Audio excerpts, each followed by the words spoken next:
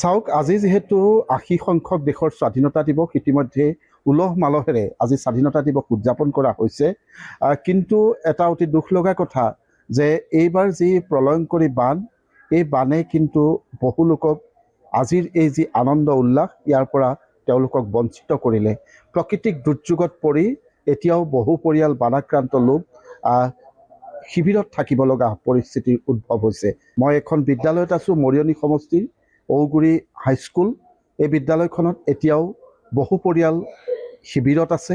মই কিছু লোক আছে, মই তেওঁলোকৰ প্ৰতিক্ৰিয়া ল'ম। নাই, পাকঘৰটো ওলোৱা নাই, এনেই ডাঙৰ ঘৰটো ওলাইছে বাৰু। ওলাইছে, কিন্তু সোমাব পৰা অৱস্থা নাই। মোৰ চিকিৎসা অলপ মানে ডাটা চেনেল ছুটিয়াই মেলি আছোঁ আৰু ইয়াতে স্কুলৰে পাতিছিলে, তাতে আমি অকণমান সহযোগ কৰিলোঁ। এনেকৈ ধৰি লওক আগত LP স্কুলে বা হওক, হাইস্কুলেই হওক, ল'ৰাটোৰ লগতে পাক এটা মাৰোঁ, কিন্তু এইবাৰ যাব পৰা নাই। দুৰ্ভাগ্য বুলি ভাবিছোঁ নিজকে, কিন্তু এইটো আচলতে বানে কৰিলে, আপুনি মই কৰা নহয়, কি কৰি উপায় নাই। প্ৰাকৃতিক দুৰ্যোগ। আমি সোমাব নোৱাৰা অৱস্থাত আছোঁ। আমি সেইকাৰণে ইয়াত শিবিৰতে দিন কটাবলগীয়া হৈছে। আকৌ ইভাগে ঘৰতো একো বস্তুৱেই নাই, চব শেষ। খেতি পথাৰ চব সমস্ত শেষ। ভিতৰত সোমাব পৰা অৱস্থাত নাই আৰু এতিয়া বৰ্তমান। পলস মানে কি, বোকা মানে। আমাৰতো নৈ পানী ইমান হেৰি কৰা নাই, পানীটো জমা হৈছে, বোকা হৈ গ'ল পুৰা।